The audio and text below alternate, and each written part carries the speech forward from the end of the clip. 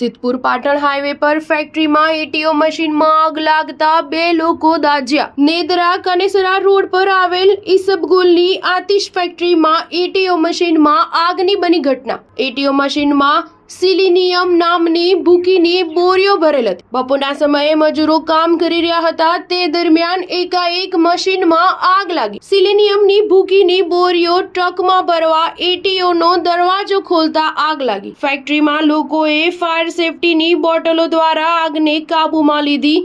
અગમ્ય કારણોસર આગ લાગતા 2 મજૂરો હાથ પગ અને શરીરના ભાગે દાઝ્યા। ઈજાગ્રસ્તોને 108માં સિદ્ધપુર સિવિલ હોસ્પિટલમાં સારવાર અર્થે ખસેડ્યા।